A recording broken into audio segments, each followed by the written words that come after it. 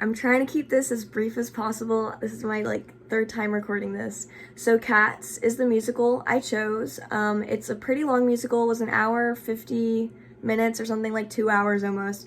And I love this musical. I'm kind of biased because my high school, did this musical, and so I have a lot, of emotions connected to it because I did costumes, I built set, I helped actors often on stage. So I really got to be there for the entire process, and then I got to see it, And so I have a deep connection to the show. Recently, they released a movie, and everyone was like, ew, what the heck? This is gross. This is dumb. Why would they do this?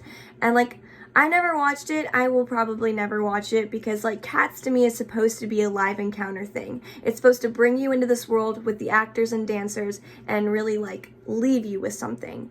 Whereas, in a movie, it's all SFX. All these actors are, people and they're cringy, and I don't want to talk about it. I don't want to talk about the movie. The show, however, is really amazing, very talented, and so my thesis was Cats is a controversial piece of art, mostly because it is an art form that breaks traditional gender roles and pushes boundaries of traditional musical theater subject matter.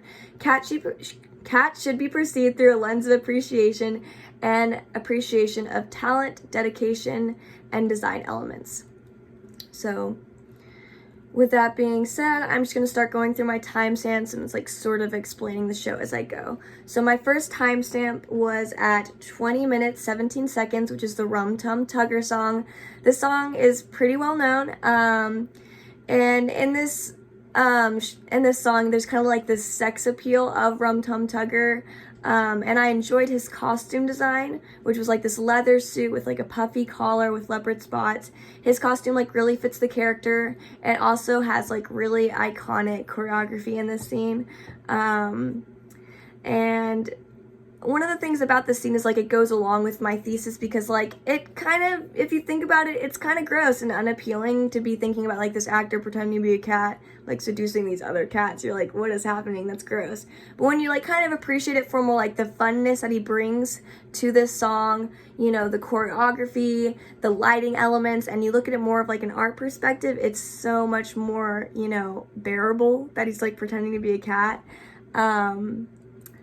My second timestamp was at 54 minutes and 28 seconds, which is the Jellicle Ball scene. At this specific moment, it's when it's one of my favorite lifts in the show, where the main cat dancer, she gets lifted up and she's holding this very beautiful line in her body. They're very still, and it kind of reminds me more of a sculptural sort of appreciation, where her line in her body and the shape that they're holding, it's just very still and calm and serene. But yeah, so that's one of the moments I wanted to bring up. My timestamp 3 is 1 hour 23 minutes, which is the Macavity song.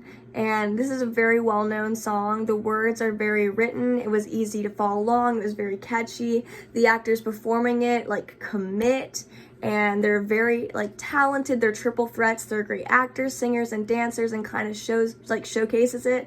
There's this alluring sexiness to the song, and the dance is very precise body isolations. I really enjoyed the setting, which is these red bulb lights around the outside of the stage, which creates this eerie tone.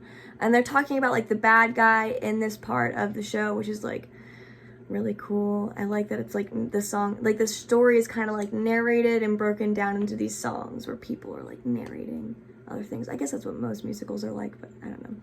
Timestamp 1 hour 31 minutes is the magical Mistopheles scene. I love this one because it's very magical. Obviously, in the name, he is the hero of the show. He's going to bring back old Deuteronomy, which is the person who's going to choose our Jellicle cat who's going to be reborn. Kind of crazy.